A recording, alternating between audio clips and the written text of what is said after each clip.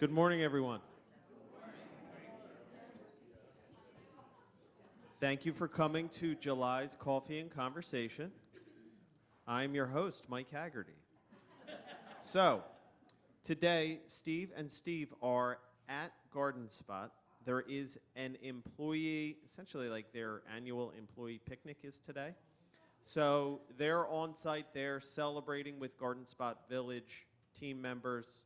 So, you, not are left with, but you have all of our attention as appropriate. We have Jeff, we have Ryan, Emily, a whole slew of folks from dining, myself, and we're here, as you know, to answer any questions that you may have, field any concerns, receive any compliments, and see where things take us. So that's going to be our agenda for the day. Do we want to sing happy birthday to Tony? When you say we, who do you mean by we?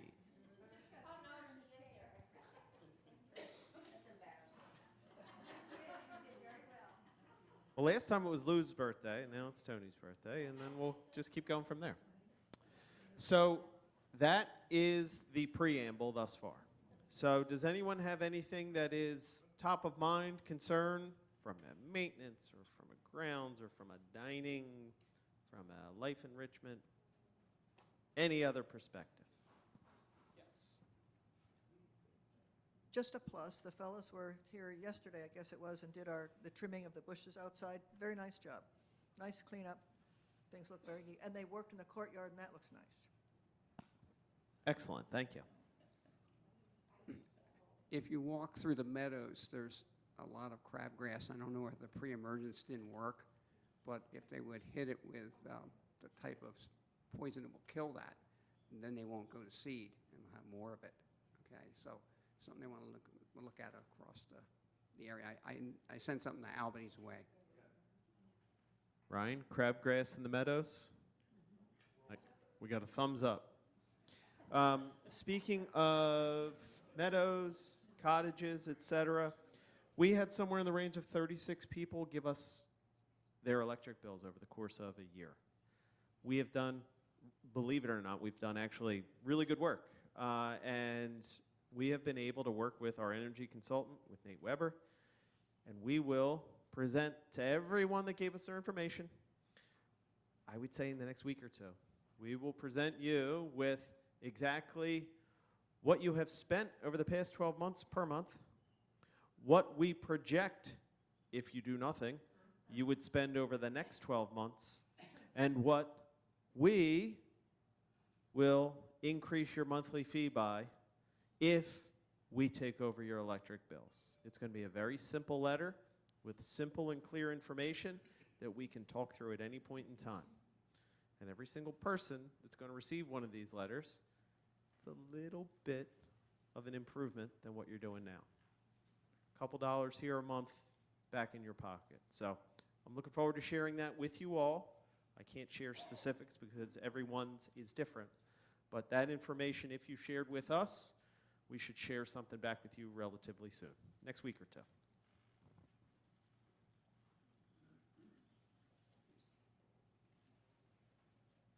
Yesterday was very hot, and I really appreciated the smash burger.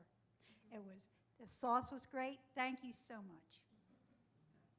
That was a popular one. That's typically a popular one when the smash burgers are out there. So Luke was out there sweating, but working well, and it really worked out. Is anyone else having a tick problem? Because I'm getting ticks on me a lot walking around. Anyone else? They're just like me?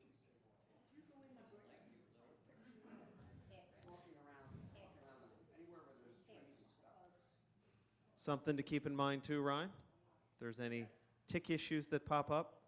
I haven't heard anything. That's the first I've heard of it. Could be you, Lou, but it could be a real issue. I'm going to kill them all. Where are you walking? Around the retention pond.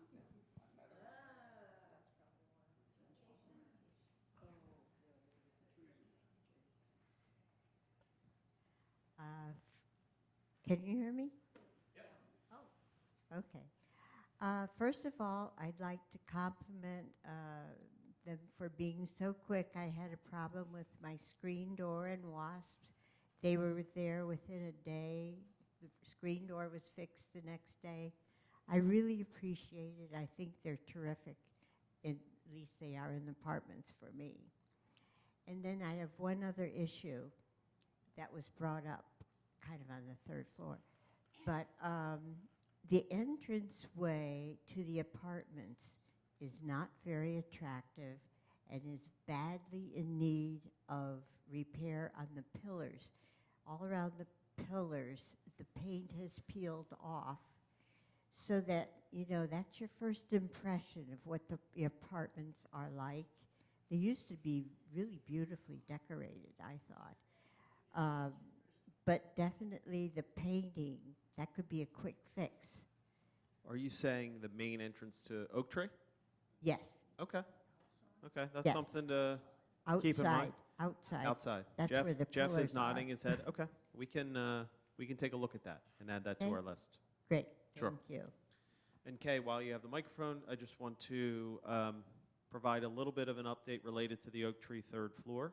Yeah. So Al and I were able to meet with an interior designer that has worked pretty thoroughly with Garden Spot in the past. We did a walkthrough of the entire third floor. We took a look at the second and the first so that he and the person that he was working with could get a feel for what has occurred and what could occur upstairs. So the next step, he's going to submit us a proposal for a couple of different options. And then we're going to begin to work with you and residents on the third floor to receive input on how we proceed. I think that is terrific. And number one, carpeting is important. The design and carpeting is important for people who have vertigo, because certain designs actually make you dizzy. And I worked with Penn State on forming new designs for students when I was there. So if we could have any kind of representative, myself or someone, Yep. to have a little bit of input on that. We're going to work with you, Kay. Sorry, Okay. you're it. Terrific. Thank you. Sure. There also has been over the course of the last year or so, a little bit of feedback from residents related to the handrails in the first and the second floors, how there's not a contrast for the handrails. So we're going to explore what that means on the third floor, and then if we find a suitable solution, we may migrate that downstairs to the second and first floor so that it's safe and you can see the distinction and the difference between the wall and the handrail.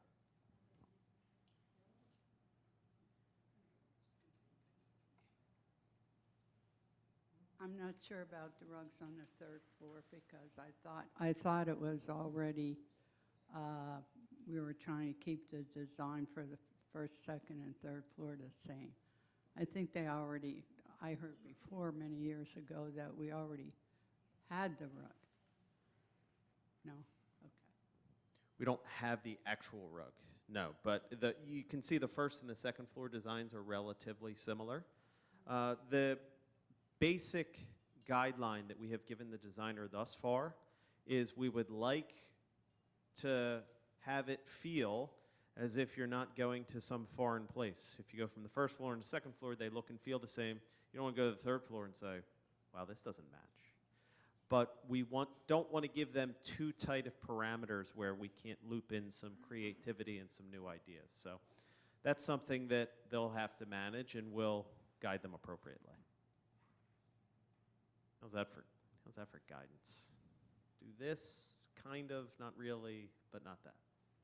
It's kind of like every meeting I have.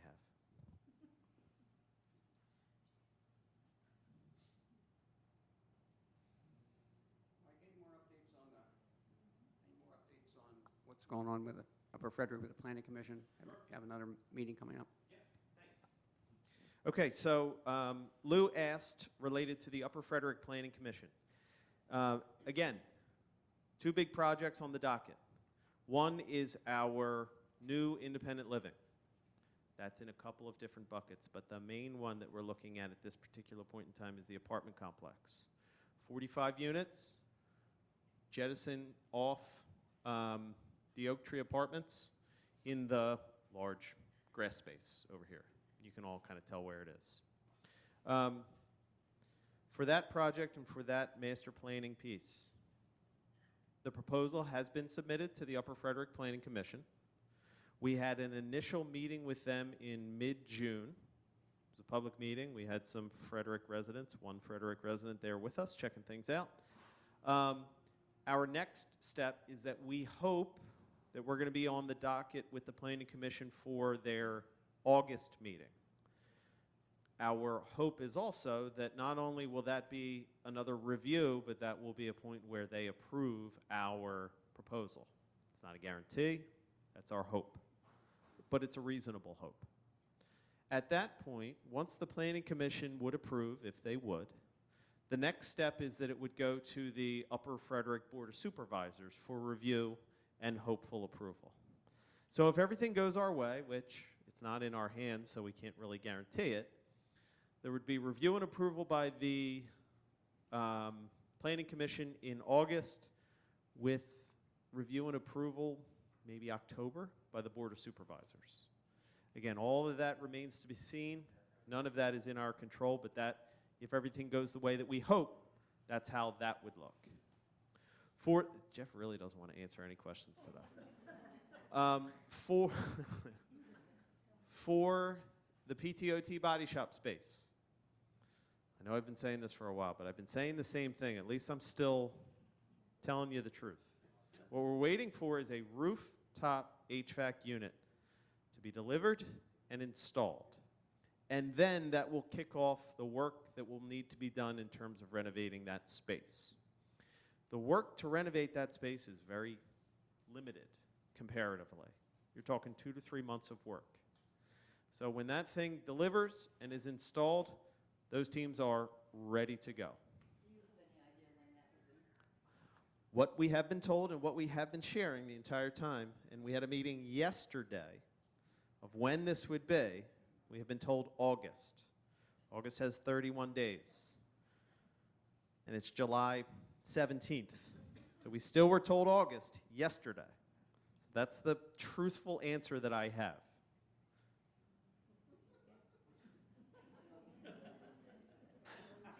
I'm telling the truth. I don't know if I'm right, but I'm telling the truth. So 2 exciting things. One, if you're looking at, let's say, everything goes in the way that we want for the apartment complex, how long does that take? It's an interesting question. So what it would look like is sometime in, I'm going to get this wrong, late 2027, we would begin construction on that space, breaking ground, etc. The first residents would theoretically move in the spring of 2029. I know, saying those years even feels odd. But that is the general scope of how this would work. Diagram out there, it looks like they're bringing it out where the twin doors are. Is that where that's coming out at? Okay, so follow along with me if you can, visually. Where I'm standing right now, I am outside of the main entrance of the Oak Tree Apartments. Got it? I'm walking past the peeling paint and all that stuff that Kay just mentioned. I'm walking through the entrance of the Oak Tree Apartments, and I'm looking straight ahead. The mailboxes are on my left. I'm looking straight ahead. And there's that funny little hallway that leads to nowhere. Now it's not going to lead to nowhere. It's going to lead to the other apartment complex. So that's where it's going to come off and connect. There's going to be about a 50-foot connector. You won't really notice. It's like a hallway with windows and all that stuff that's going to connect the 2 buildings. It's going to be on that ground floor, and that's going to be the only connection point between the new apartment building and the current one. So that's where that would exist. Our thinking, again, we're just thinking at this point, is that we're going to need some space for mailboxes, so that's something we're considering. Where would those go? Where would that make sense for that? What would the name of this new apartment building be? That's something that we've had some fun with. So if you have any interesting suggestions, we're all ears. No. You beat me to it. I was I was gonna use somebody's name. I just couldn't think of it off the top of my head. The Mike Haggerty Memorial. That'll also give you space for planting and, there's got to be some space between the two buildings. Right now you have trees there, most likely they'll come down, which means you'll have a 50-foot space or about that to do all kinds of plantings and maybe some hills and stuff like that. Yes, there are landscaping opportunities that will make themselves available based on this. So that is something that is part of the works that we're in now. Is that going to be the only entrance to that? So you have other entrances? Yes. And how many parking spaces will you need?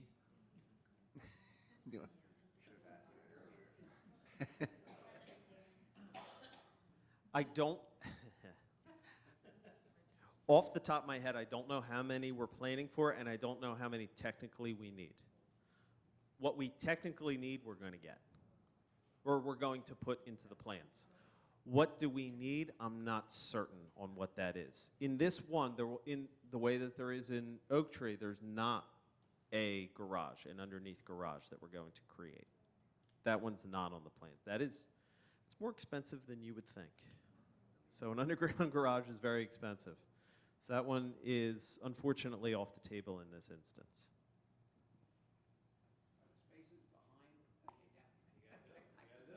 Are the spaces for the garage, I assume they'd be behind it down where almost that tree line is, and a connector to that road that comes around there?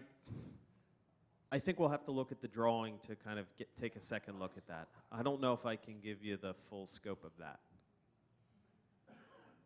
Birthday girl, do you have a question? What percentage of residents do you have to commit before you can get the loan?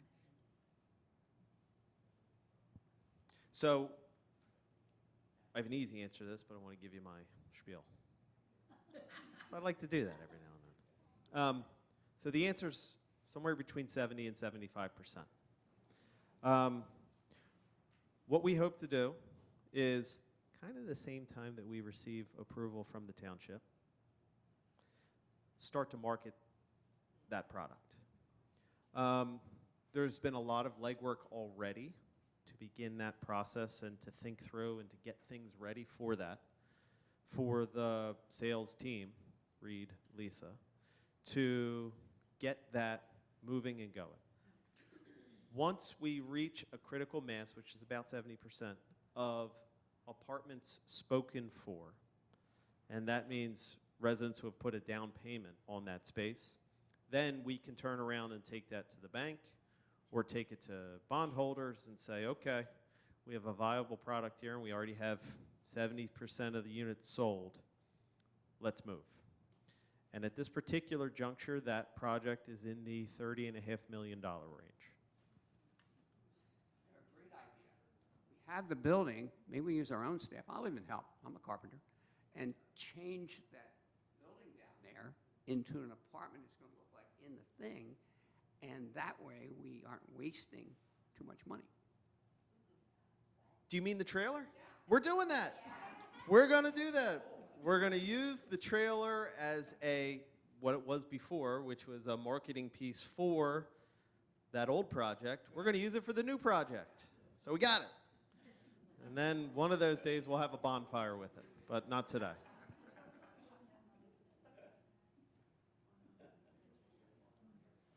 I know this is 100 years away, but has there ever been any thought of a central location for mail? Instead of all these little, because that's going to be another whole issue. For the whole community or for that building? For the whole community. No, not that I'm aware of. I don't know if you've been aware of that from a community perspective. I haven't heard that. For this particular project, we can talk offline, but we have talked about different spaces where the new apartment building specific male could and should reside. But as a whole, that's something to consider. Just one big mailbox, you know, I mean, Mhm. silly, we're traveling all over now. Something to consider. It's not a bad idea. But no is the short of it. I haven't come across that in my time. Can I start making noise? Absolutely. Consider it started.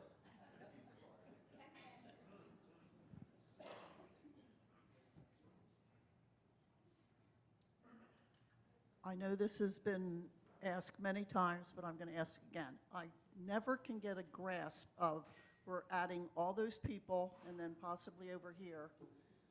Like last night, this room was almost filled with entertainment. Where are we putting these extra people? In the dining room, in here, in the wellness suite? I can go through a couple of those spaces. So part of our longer range planning for this campus, yes, it includes additional independent living, most prominently and most soon in the form of that 45-unit apartment building. Taking this space out here from that kitchen door all the way around to the bistro doors, we are taking a fresh look at exactly what that would look like in 3, 5, 7 years in terms of space. There have been discussions, and I have seen some very preliminary drawings that include a new entrance to the building, a new entrance to the community over here, a revamped marketing space, a new mini space for the library. Sorry, Judy. And significant enhancement of the non-bistro dining areas to wrap around and bring more diners from all meals around into those spaces. So it's not a expansion of the dining room proper, but it's an enhancement of all of this space to help include diners. For the wellness suite, we got some space in there. We can play around within the footprint that exists there. We have a lot of offices, we have exam rooms, we have things that we can do in that space. Are you talking in terms of space or? Not necessarily the wellness suite, but it's always, you can't come back to Cedarwood if there's no room. Okay. That's an issue. That is, okay, so that's not physical plant perspective, that's different. So, let's talk about that then. Let's talk about healthcare on this campus. So, as everyone here knows, and I'll, again, do a spiel, but go with me on this mini journey. In 2022, we downsized significantly the skilled nursing from 61 beds to 32 beds upstairs. In that period of time, for that 4-year period of time, we have operated within a, frankly, temporary space.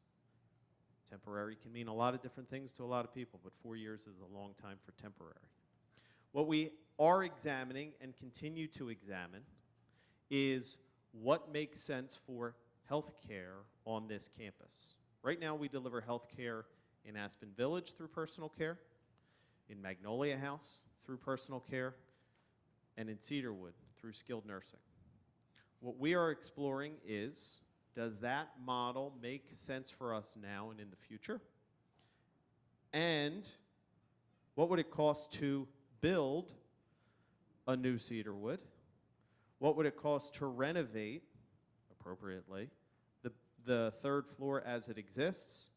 Or what would the operational changes be required of us if the only healthcare option we had on campus was assisted living? Those are the 3 things that we continue to explore. We should have more information in the future as it becomes available, but we don't have anything today as it exists. Our aim is that no matter what we do, we offer health care, long-term care to everyone on this campus that needs it. That is what our finished product will be.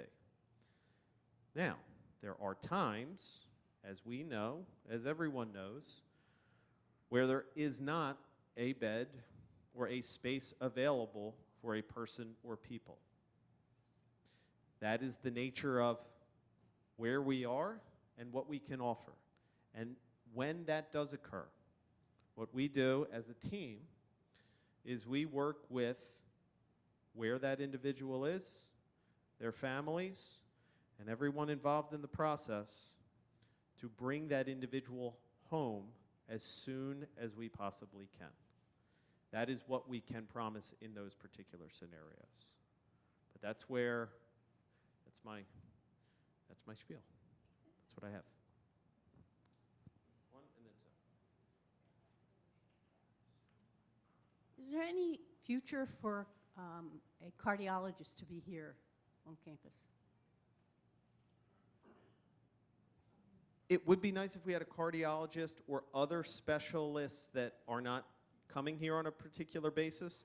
We haven't had success in developing that relationship due to a relative lack of business that would require them to be out here for that period of time. It's not a no.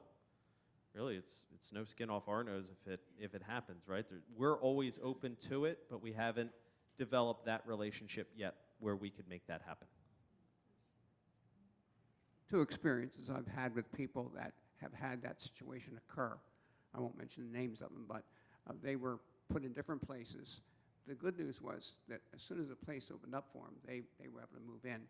And both of them told me that the difference between the care was phenomenal. This was much better than where they were. We do appreciate that. And there is no easy answer to it, right? Anyone, and I know a couple of people, and looking around, I know there's a couple of people who are either going through that now or have gone through that themselves or for their spouse. We know the added stress that adds to residents. You're not home, you have to travel to see your loved one, et cetera, et cetera. That's why we take it so seriously when that arises. And the second that we're able to make it happen and bring someone home, we do and we can.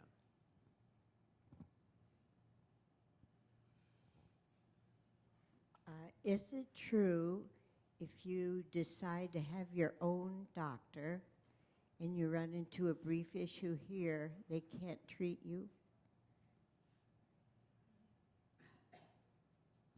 Feels like a loaded question, Kay. I feel like you've been told an answer that I'm going to say the wrong thing to. So, how I'm going to answer this is, I'm going to answer in generalities, and maybe not speak to your specific question.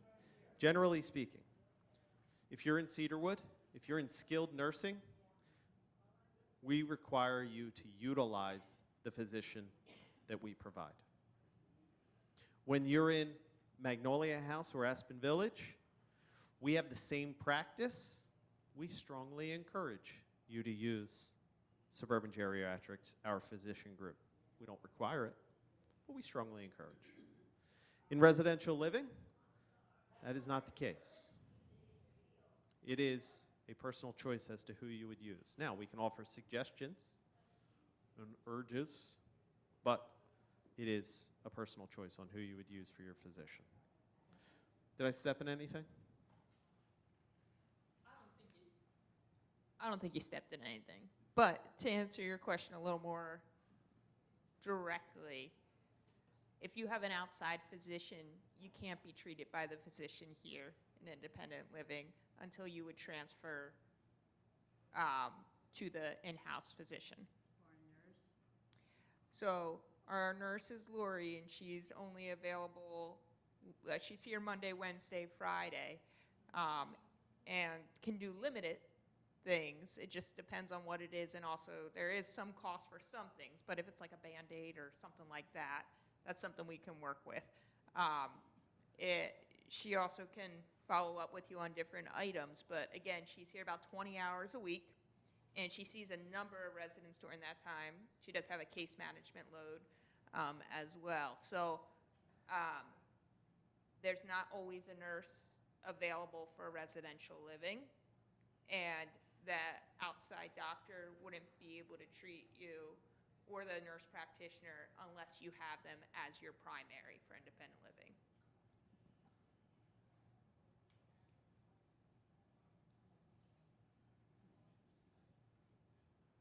Huh.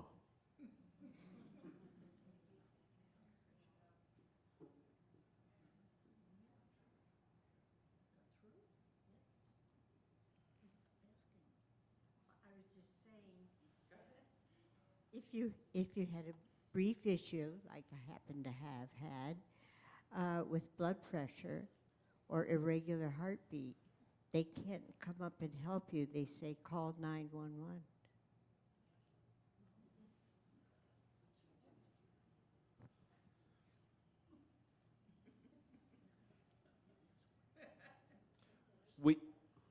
We can chat after this one, Kay.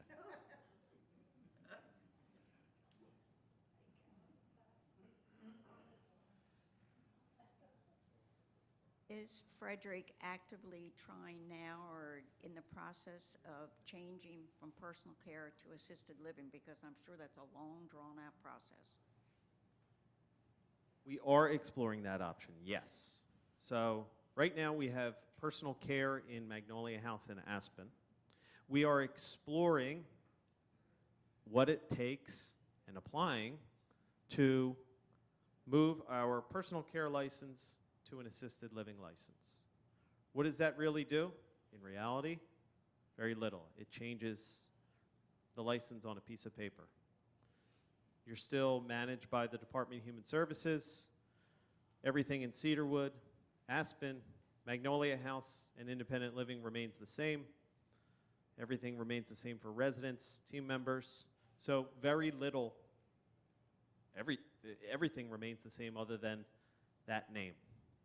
Longer term, that would provide us an opportunity to provide more care in Magnolia House and Aspen Village than we currently do. So we are going to be able to share a little bit more information in the weeks to come. So I'm not fully prepared to give the full oomph of information, but that's the sneak peek. Yes, it is something we are interested in and pursuing. It is something that, especially in this term, is very limited, but it provides us a lot of opportunity in the long term. So more to come. I can't really provide more or clearer information than that yet. What are we paying right now for a person 1 month in nursing? And let me add this to it. Yeah, here. But let me add this to it. I'm not going to nursing. I'm going to stay in my house. I'm going to die where I am now. I'm going to have some care come in there. And I think I've already looked at it a little bit. I'm serious. I'm serious because I think I can do it. It can be done more cheaply, not use up all our funds. And I think it's something that you guys ought to look at into as a broader thing, that have your people stay where they're most comfortable, okay? Especially at the end. And being in another room where no one can be with you every minute. How many times do you actually get a nurse in there during the whole day? And could we have something that was more beneficial where people could stay where they are and have that similar care and be less costly? Yes, to all of that. That is the goal and hope as we look at what we can provide and how we want to evolve for the future. You are not alone in your desire. I imagine most, if not every single person in that room, for a million years from now, when your remaining days come, that your hope is that you would be where you feel and are at home, right? We also, in those circumstances, work with families to manage what's safe, what's most comfortable for individuals at that point in time, and what makes the most sense. So your vision, let's call it that way, is something to strive for that we do want to be able to provide. Today, the way that we're structured and everyone else that does what we do, we can't do that well too often. But that is a goal as we're looking to grow.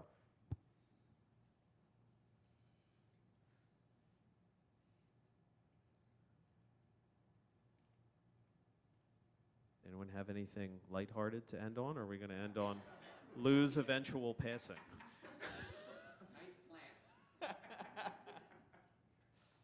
No, it's a good conversation. I appreciate that. I appreciate the questions. And helping us think out loud is important. And helping understand, as we work through these questions and these issues, that you don't feel like we're holding up a curtain that you can't come behind. We are talking about your monthly fees and entrance fees. This is your money. And we're talking about your care. So this is your business. So you have all the right in the world to ask these questions. And it's incumbent upon us to tell you the truth as clearly as we can state it. Right? Okay. Let's end on that. Thanks, everybody.